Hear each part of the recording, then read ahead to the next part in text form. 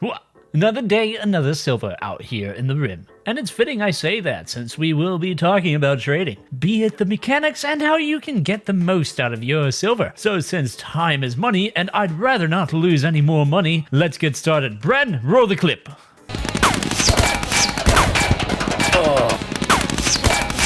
Bren, run clip! Oh my I God, got it's a beer bug. here if you want. Guys, it's a Oh, bug show back me here. a beer. Go, help, bug. Trading, one of the best ways to get what you need while getting rid of items that are taking up too much space. Now, I don't think I need to explain what trading is or how to actually trade. This video is more about the mechanics behind costs and how to best gain money. Also, as always, this is vanilla only. So how does trading work? Well, not to get into the big formulas for how this works. Seriously, my writer went a little nuts researching this. I'm going to go over it in a broad sense. Basically, the best way to get the best bang for your buck, selling and buying. First, have a pawn who is healthy and has good social skills. The higher the social skill, the better the trade prices. I say healthy because if you are below normal health stats like consciousness, it will affect your speaking. Yes. Other factors can include having a psychic reader, which also stacks with hypersensitivity. Having an ideology leader do the talking, and even some ideologies will give you a bonus in selling certain things. Of course, that's not the full story when it comes to trading. When selling items, the game alters prices based on the item. When selling items to others, artwork's value goes up by 110%. Furniture is reduced to 70% of its value, and weaponry is reduced to a measly 20%. Everything else is at baseline value. What this means is weaponry is not the most valuable thing to be scavenging. Keep the war machine for your colonists when it comes to good weapons. So what does this mean for things to sell? Well, there are plenty of good items you can focus on crafting or finding to sell to any merchants who come in. Early on, smoke leaf production is great, since all that is required is a modest growing and crafting skill, and weight to cost value is extremely good, making it perfect for early game caravan runs, plus keeping a few in the stockpile is great to prevent potential mood breaks. Artwork in the mid game can be a good boost to your economy once you have more pawns in your base to afford a dedicated artist. There is also hunting in general. If you hunt every animal you see, you can use their pelts for clothing, which do sell pretty well.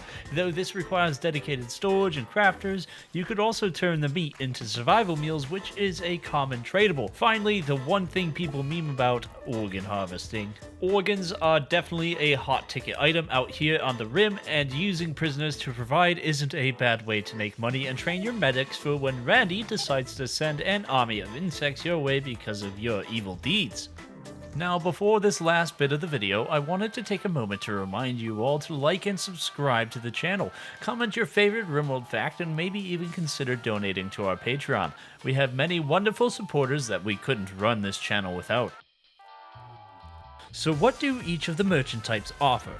Well, starting off with the tribals, you've got Neolithic level of items, so expect to find tribal weapons and armor, herbal medicine, and animals for sale, although you can get their variant of exotic goods trader in the form of the shaman trader, who may surprise you. Outlanders are the next tier of technology where you got faction colonies coming over. Their ranges are far better than tribal in that they accept and deal in every level of tech. Bulk good is material, food, and a bit of everything including animals. Combat suppliers are the arms and armor dealers. They also can provide mortars and non-herbal medicine, certain useful in a pinch.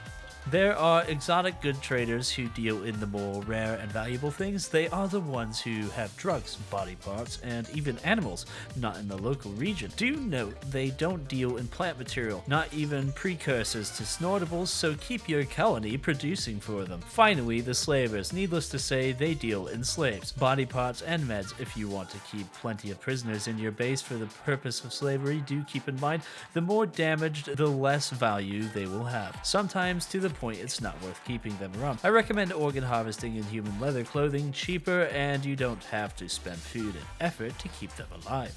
Now, there are Orbital Traders who will periodically show up on your comms console and do air delivery. Just keep some trader beacons in your storeroom, and anything in there will be up for sale if they deal with it. All Orbital Traders share the same type of trades as Outlander ground ones, so no need to go over them, but there is one last trader per se. If you have the royal Royalty DLC, you will also be visited by the Royal Tribute Collectors. The only thing they deal in are prisoners and gold, and in return, you get honor. Not really much of a merchant, but I feel if we didn't mention it, someone would ask. Actually, ask anyway. Comments are good for the YouTube algorithm. Seriously, it really does help. So I got one more tip for you that's super important to make your trading experience smoother. Do not, and I repeat, do not give the clumsy pawns the anti-grain.